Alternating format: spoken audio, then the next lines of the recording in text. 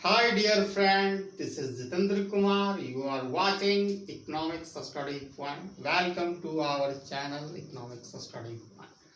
Today I will provide solution procedure for a problem that was asked term in examination June 2019.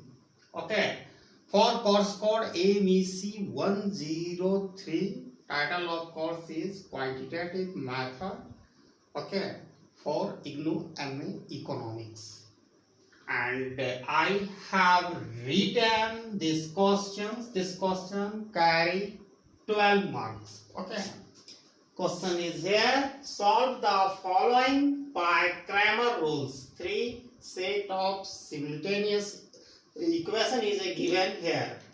Okay, before starting solution of this problem, I would like to tell some fact about Cramer rule. That means I want to provide concept of Cramer rule. After that I will solve the problem I have written here. ठीक है, तो सबसे पहले इस problem ये IGNOU MA economics में course code MEC 103 not 003 only 103 में आता है 12 नंबर का 19 के जून में आई है। इसकी संभावना बहुत ज्यादा है। There is huge possibility, strong possibility of coming this questions into your upcoming examination, might be held either June और जुलाई। ओके, तो कुछ इसके बारे में कंसेप्ट बताना चाहता हूं। तो सबसे पहले let the system of equation be 3 equation simultaneous, formula के लिए बता रहे हैं, कंसेप्ट के लिए बता रहे हैं। 3 सेट ऑफ इक्वेशंस है a1x b1y c1z equal to m1। अब यहां देखिए a1 b1 c1 ये क्या है भाई?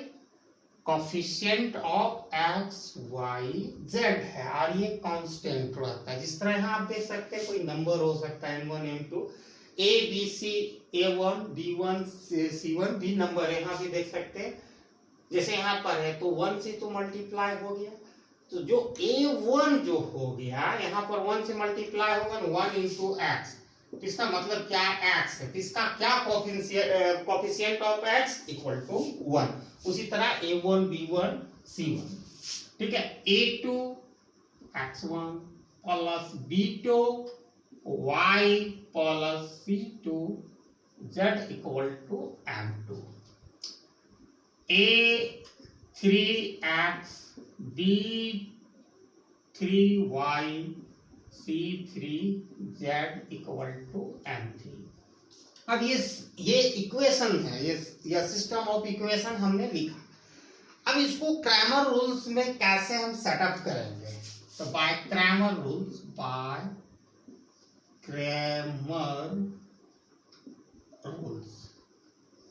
वेरी सिंपल है, आपको कुछ नहीं करना, 1 बाय डिटरमिनेंट डी। अब 1 बाय डिटरमिनेंट डी में क्या होगा? इसमें होगा determinant form by coefficient of x y z. अब coefficient of x y z क्या होगा? a1 b1 c1 a2 b2 c2 a3 b3 c3, ठीक है। अब उसके बाद क्या करना है? x लिख देना है, फॉर्मूला है ये उसके, और इसको डिनोट करेंगे d। अब d के बाद d1 कैसे हम फॉर्म करेंगे? d1 को बहुत आसान है, जब हम d को फॉर्म करेंगे, d का मतलब हो गया कि determinant form by coefficient of x y z। तो d1 में क्या होगा? Determinant d with column of coefficient of x replaced by column of constant that is m1 m2 m3। अभी हम लिखेंगे तो बहुत ज्यादा क्लियर होगा, ठीक है। y d2, अब उसमें इसी तरह determinant form bye determinant d, ये d, okay, with column of coefficient of y replaced by column of constant m1 m2 m3 और similarly z equal to d3। ये एक फार्मूला है, लेकिन अभी तक आप लोगों को समझ में नहीं आया भाई d क्या है, d1 क्या है, d2 है। तो इसमें देखना, हमने इसके बारे में यही बताया कि डिटर्मिनेंट डी में क्या होगा, कैसे फॉर्म करेगा, coefficient of x y z. तो एक्स वाई जेड का कोफिशिएंट क्या है भाई, a1 b1 ये है, तो वही लिख देना है a1 b1 c1 a2 b2 c2 a3 b3 c3। अब इसको क्या कर देना है x। अब यहाँ बहुत इंटरेस्टिंग होने वाला है, मैंने एक बार बतलाया कि जब डिटर्मिनेंट डी ओके विद जो d1 में क्या मतलब होता है, determinant D this determinant okay with column of coefficient of x that is a1 a2 replaced by column of constant m1 m2 m3।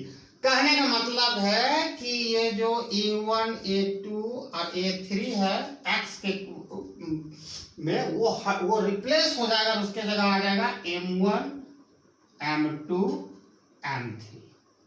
ठीक है, यही फॉर्मूला।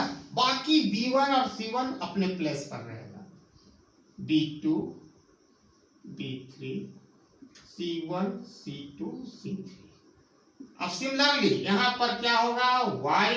अब इसमें क्या होगा, determinant D this determinant with column of coefficient of y का coefficient b1 b2 b3 replaced by column of constant m1 m2 m3। तो इसमें क्या होगा कि देखिए, इसमें जो बीच वाला है y का कोफिशिएंट की जगह क्या होगा, m1 m2 m3 लिख देना है। बाकी सारा का प्लेसमेंट वही होगा, x के जगह हम जो है a1 a2 a3 ठीक है, c1 c2 c3। अब सिमिलरली इसी तरह हम z के बराबर लिखते हैं। इसमें क्या होगा, determinant D column of coefficient z replaced by column of constant. अब यहाँ पर क्या होगा, जिसका z के प्लेस में वो हो जाएगा, जो कोफिशिएंट z जहां था यहाँ पर d में, वो हटकर क्या हो जाएगा m1 m2 m3। अब बाकी सबका पोजीशन वही रहेगा।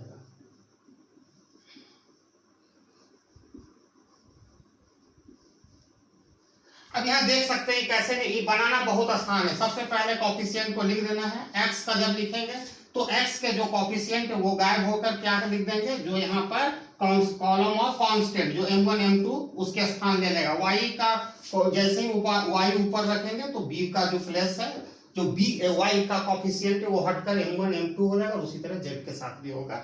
अब इस सॉल्व करेंगे, ठीक है, इसका वैल्यू निकालेंगे, इसका वैल्यू निकालेंगे, इसका वैल्यू निकालेंगे, उसके बाद इस फॉर्म में लाएंगे, फिर वन बाय इससे इसको रिलेट करेंगे, फिर इसको इससे रिलेट करेंगे, फिर इसको इससे रिलेट करके x y z का वैल्यू हम लोग आसानी से निकाल सकते हैं।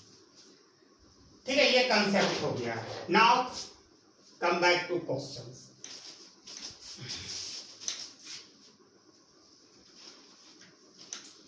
अब कोफिशिएंट तो आसानी से आपको लिखना पड़ेगा, और हम लिख ही देते हैं ताकि सुविधा हो, किसी को कोई प्रॉब्लम ना हो ये समझने में।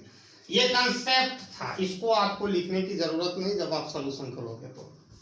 ठीक है, ये मैंने आपको समझाने के लिए इतना बतलाया। जैसे कोई भी क्वेश्चन आएगा क्रैमर रूल से सॉल्व करना हो तो उसकी कंसेप्ट की जानकारी होनी चाहिए, उसके बाद तो प्रॉब्लम सॉल्व करने का, जैसे हम कंसेप्ट हमारा मजबूत रहेगा तो किसी टाइप का क्रैमर रूल से प्रॉब्लम आएगा तो हम सॉल्व कर सकते हैं। अब इसको समझने में बहुत ही आसान होगा। अब यहाँ देखिए, x का कोफिशिएंट को a1 मान लेते हैं, तो a1 यहाँ कितना से मल्टीप्लाई है, ठीक है 1 से, तो a1 के जगह 1 हो गया। जो मैंने फार्मूला बताया, b के जगह b1 की जगह क्या है 2 है, ठीक है, b1 के जगह 2 हो गया। c1 के जगह क्या है भाई, c1 के जगह 3 है, ठीक है, और m1 के जगह क्या है 6 है। अब यहां समझने की जरूरत है, जिसका हम ये जो 1 2 3 जो लिख रहे हैं वो coefficient of x y z in first equation. Similarly 2 equation में भी हमारा होगा।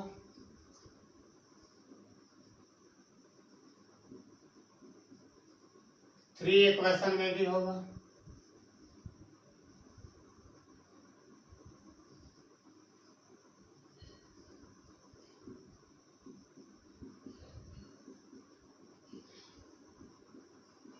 ठीक है, A2 की जगह क्या कितना से मल्टीप्लाई एक्स से 2 है, 2 लिख देंगे। B2 तो y कितना से मल्टीप्लाई 4 से है, 4 लिख दिया। यहाँ पर देखिए z कितना से मल्टीप्लाई है C2 बराबर 1 से, 1 into z equal to z 1 लिख दिया। और ये कितना है 7m2 हो गया, जो इसको कॉलम ऑफ कोएफिशिएंट कहते हैं। ठीक है, कांस्टेंट कहते हैं 7। सिमिलरली ये A3 दैट इज x कितना से मल्टीप्लाई 3 से है, मैंने 3 लिख दिया। B3 y कितना से मल्टीप्लाई है 2 से, मैंने 2 लिख दिया। 9z कितना से मल्टीप्लाई है 9 से है, और कॉलम ऑफ कांस्टेंट में थर्ड इक्वेशन में इक्वल टू 40। तो सारा चीज हमने वो फॉर्मूला की तरह इसको उसी कलर में हम लेकर अब हम प्रस्तुत कर चुके हैं। अब बाय क्रैमर रूल से हम जानते हैं, बाय क्रैमर रूल्स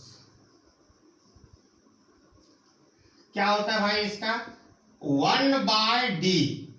ठीक है, d का मतलब होता है determinant form by coefficient of x y z equal to 1/d1। मैंने अभी बताया क्या determinant d with the column of coefficient of a replaced by column of constant that is m1 m2 x हो जाएगा। x में करेंगे y by d2, हमने d2 नाम दिया y में, इसमें क्या होगा determinant d with the column of coefficient of y replaced by m1 m2 m3। Similarly और z के बराबर क्या हो जाएगा determinant d3 determinant d, okay, d with the column of coefficient of z replaced by column of constant that is m1 m2 m3। जो formula हमने वहां बताया वहां वही चीज करना। अब यहां से हम लोग लिखते हैं, तो d का कैसे हम लोग लिखेंगे भाई, बहुत ही आसानी से लिखेंगे। d का मतलब होगा determinant form by coefficient of x y z. तो ये वैल्यू सब लिखा जाएगा a1 b1 c1 a2 b2 c2 a3 b3 c3, ये सब फॉर्मूला हम लिखे थे वहां पर।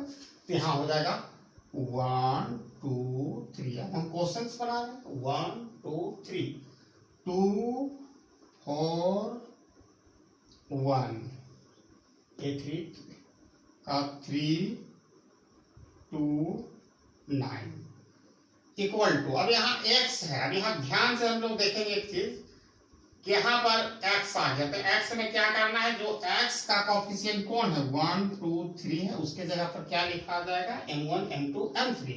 तो क्या है भाई 6 7 14।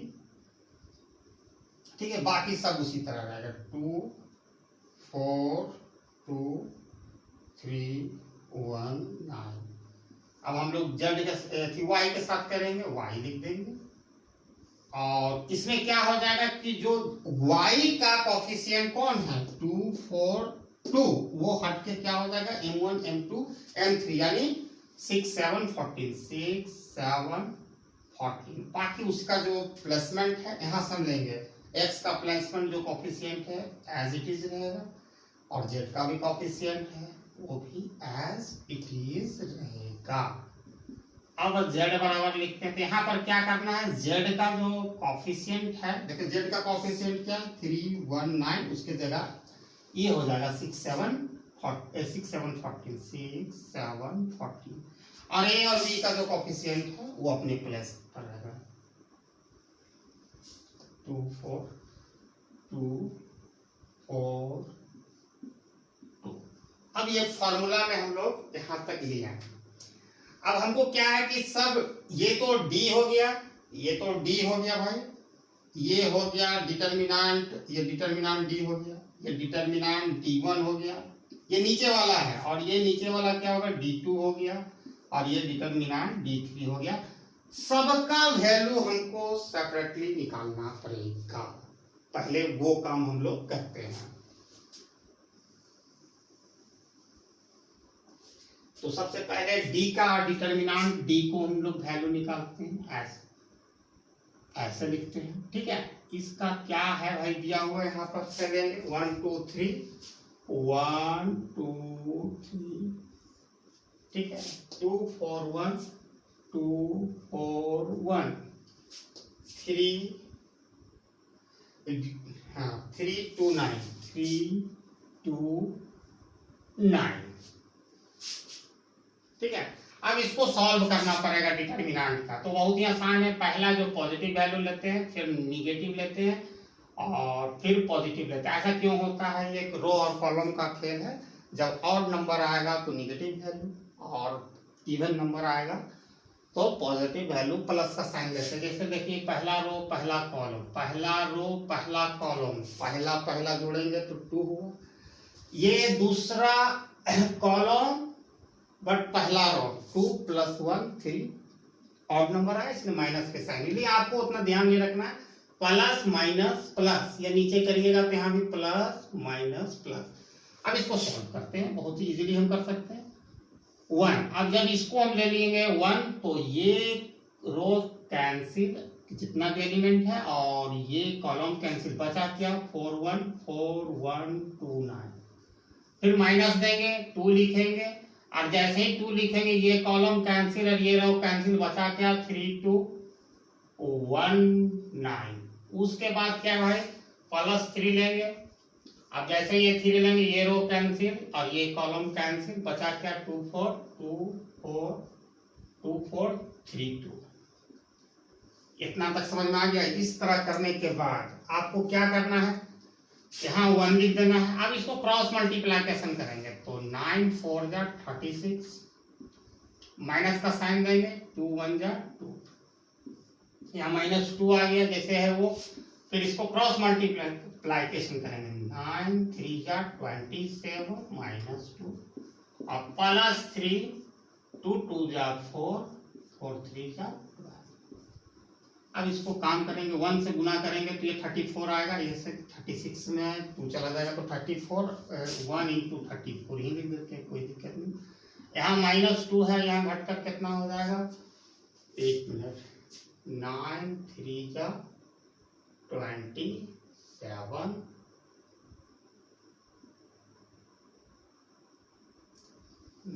ये कॉलम 2 लेंगे, सॉरी 2 हो गए यहाँ पर।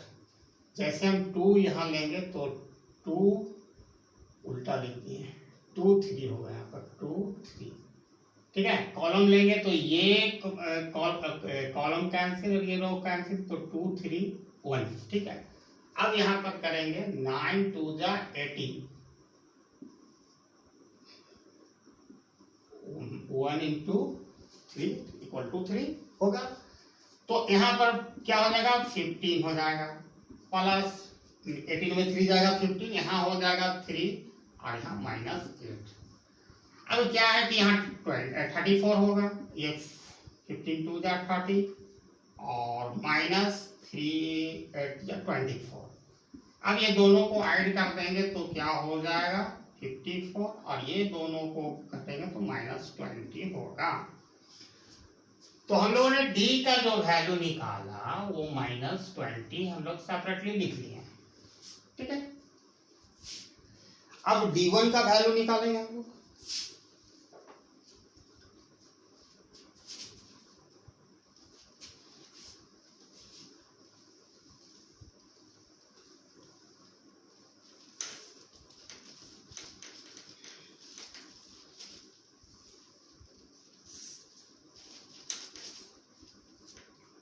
D1 का वैल्यू निकालेंगे, D1 डिटर्मिनेंट D1 = यहाँ 6 2 3 6 2 3 4 7 1 4 7 1 14 2 9 14 2 9, अब इस डिटर्मिनेंट का वैल्यू निकालेंगे 2 2 6 2 3 4 7 4 1 42 9। उसी तरह पहला होगा प्लस, यहाँ माइनस, फिर प्लस। तो पहला 6 से लेंगे, तो जैसे ही 6 से लेंगे ये रो कैंसिल, ये कॉलम कैंसिल, तो 4 1 2 9 -2। अब -2 लेंगे तो ये कॉलम कैंसिल, ये रो कैंसिल, तो 7 4 7 14 1 9 प्लस 3 लेंगे तो ये रो कैंसिल, ये कॉलम कैंसिल, 7 4 7 4 14 2। अब इसको उसी तरह क्रॉस मल्टीप्लाइकेशन करेंगे, 9 9 4 36 -2। ये दोनों को ये क्रॉस मल्टीप्लाइकेशन करना है और उसके बाद माइनस का साइन देना, फिर इससे गुणा कर देना है, ठीक है। फिर -2 आपको करना है, फिर 9 7 63, माइनस का साइन देना है, 14 1 14, ठीक है, plus 3 7 2 40 minus 14 4 56। 6 into 34 minus 63 minus 41, 63 14, तो 49 हो जाएगा ये। तो ये हो जाएगा 49, प्लस में आएगा 49 हो जाएगा, प्लस 3 इंटू 56 में हम 14 को सब्ट्रैक्ट कर रहे हैं, तो 2 माइनस 42। अब ये 6 टाइम करेंगे तो कितना आएगा भाई, उसको देख लेते हैं। 204 ये 98 हो जाएगा, और ये 42 3 2 6 1 4 12 1 13, और इसमें ऐड हो जाएगा 98 14 10 13 2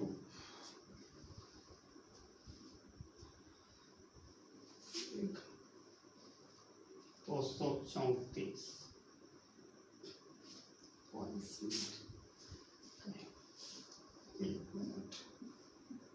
6 12 126 आएगा, ठीक है। इसको जैसे ही गुना करेंगे तो -126 होगा। ये दोनों माइनस है, यानी कर्जा ले रहे हैं 98 रुपीज और 126, तो दोनों को अगर हम 98 से जोड़ते हैं, ये दोनों माइनस में रहेगा, तो 40 12 112 8 6 14 carry 1 10 2 yes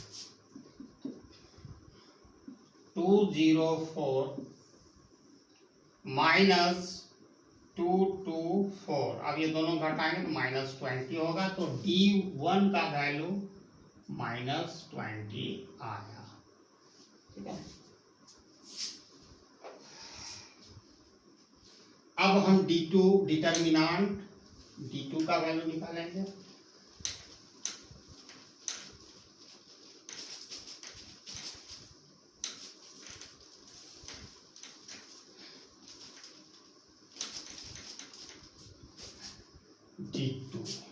D2 determinant D2 equal to 163 271 349। ये डिटर्मिनेंट है, पहला प्लस माइनस, दूसरा तीसरा प्लस 1। इसको सॉल्व करते 1 जैसे ही लेंगे, ये रो कैंसिल, ये कॉलम कैंसिल, तो 7 1 14 9 -6 हो जाएगा, ठीक है। अब ये 6 लेंगे, ये रो कैंसिल और ये कॉलम कैंसिल, तो 2 3 1 9। अब 3 लेंगे तो ये रो कैंसिल, ये कॉलम कैंसिल, 2 7 2 7 3 14। अब इसको उसी तरह सिमिलरली क्रॉस मल्टीप्लाइकेशन करके देखना है। 9 7 जा 63, 14 1 जा 14, माइनस 6 9 2 जा 18, माइनस 3 प्लस 3 28, माइनस 3 7 जा 21। ठीक है, अब यहाँ करेंगे तो ये इसको 63 में 14 करेंगे 49, यहाँ 49 हो जाएगा। माइनस 6 इंटू 15 प्लस 3 इंटू 7, 28 में 21 जाएगा, 7 हो जाएगा। अब सिमिलरली 49 प्लस 21 15 6 90 होता है। अब ये दोनों को ऐड करेंगे तो कितना होगा 70 होगा, माइनस 90 तो माइनस 20, तो माइनस D2 का वैल्यू भी हमारा माइनस 20 आ गया। अब डिटरमिनेंट D3 निकालेंगे। ठीक है, कैलकुलेशन के कारण थोड़ा सा बोरिंग लगता है ये question.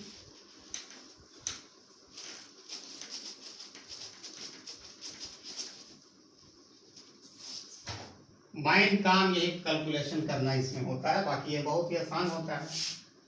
Determinant D3 equal to 1 2 6 2 4 7 2 4 7 3 2 3 2 14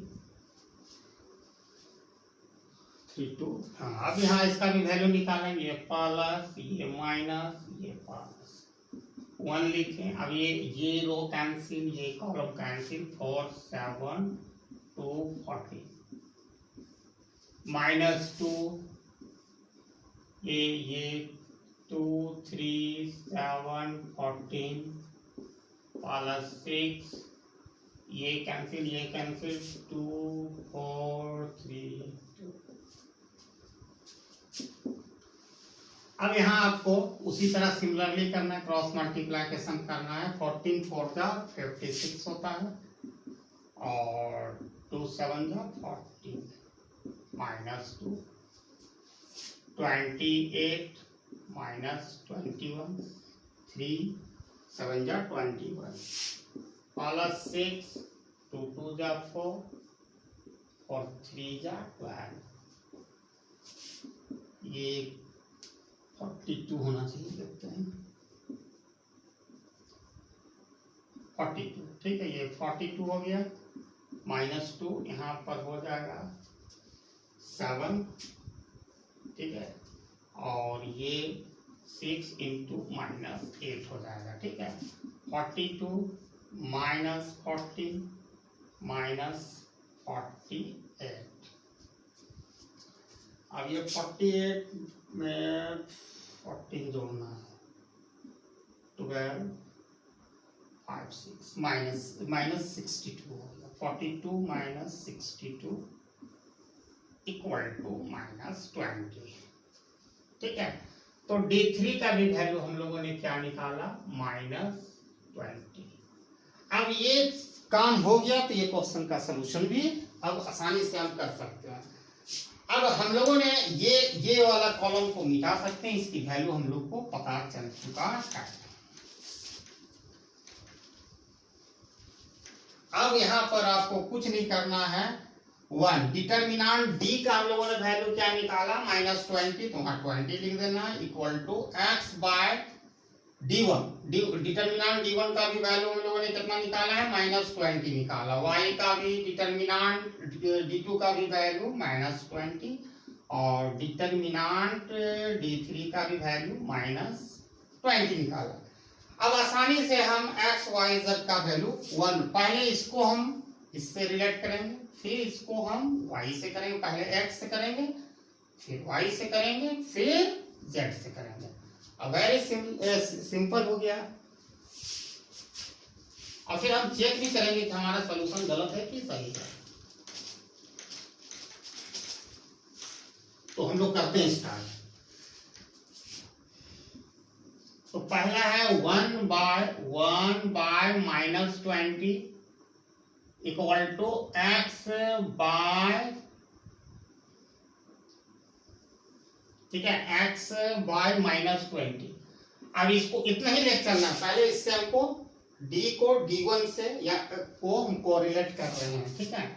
तो आप इसको क्रॉस मल्टीप्लिकेशन करो, -20x equal to -20, minus minus cancel, x equal to 20/20 that is 1। अब यहाँ हम लोगों ने x का वैल्यू क्या निकल गया 1।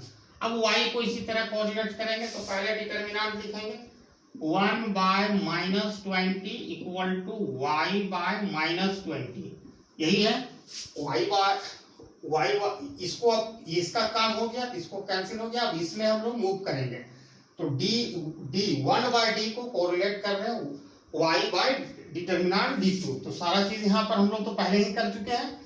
तो -20y equal to -20, minus minus cancel, y equal to 20/20 that is 1। तो y का वैल्यू हम लोगों ने 1 निकाल लिया। अब उसी तरह z के साथ भी हम करेंगे, 1/-20 इक्वल टू z/-20। आप यहाँ से भी देखिए, इसको पहले लिख देना, फिर z से हम रिलेट कर रहे हैं। -20 z equal to -20, minus minus cancel, z equal to 20/20। तो ये कैंसिल हो गया 1। तो z का भी वैल्यू हम लोगों ने 1 निकला, x y z का वैल्यू 1 निकला। तो हमारा सलूशन सही है कि नहीं है ये भी हम आसानी से पता लगा सकते हैं। तो सिंपल सा बात है, कैसे पता लगाएंगे, जो हमारा क्वेश्चंस है उसमें हम x y z का वैल्यू पुट करेंगे। जैसे पहला इक्वेशन है x + 2y + 3z equal to 6। तो LHS हम उठाते हैं, LHS। तो x का वैल्यू हम लोग क्या निकाले 1, y का वैल्यू भी 1 है और z का वैल्यू भी 1 है। तो उसके जगह 1 हम वैल्यू पुट कर दिए, तो ये 1 + 2 + 3। अब ये जोड़ेंगे 6, तो RHS which is the equal to RHS 6 आ गया। इसी तरह किसी में भी आप कर सकते हैं, 2x + 4y + z = 7। अब यहाँ पर हम जानते हैं x का वैल्यू 1 है, y का वैल्यू भी 1 है और z का वैल्यू भी 1 है। अब इसको जोड़ेंगे तो हमको क्या करना है, ये 7 के बराबर आना चाहिए, 2 + 4 + 1, 4 2 6 1 7 which is the equal to RHS। और इसको भी हम लास्ट वाला भी कर सकते हैं, 3x + 2y + 9z = 40। अब ये LHS को हम उठाते हैं, LHS 3 × 1 + 2 × 1 + 9 × 1, ठीक है। LHS में ये सबका वैल्यू x y z का 1 है। अब यहाँ 3 + 2 + 9 11 14 which is the equal to RHS। तो हमारा सॉल्यूशन भी we have checked our solution is correct। तो आप कर सकते हैं, लेकिन आपको इतना करने की जरूरत नहीं, बस x y z का वैल्यू आप निकाल दोगे क्रैमर रूल से। मैंने कंसेप्ट भी बताने का कोशिश किया हूँ और I hope everybody got the concept I wanted to discuss under this video। and please share my channel if you come first, if you haven't if you haven't subscribed so far, and please share my video those who are pursuing into MA Economics, ठीक है। और थोड़ा motivate कीजिए, ज़्यादा ज़्यादा लोगों तक हमारे चैनल को लिंक को पहुंचाइए, शेयर कीजिए और कमेंट लिखिए, your right comment for better to best video in the day to come you all get। Okay, and thanks for watching my video till end। Jai Hind।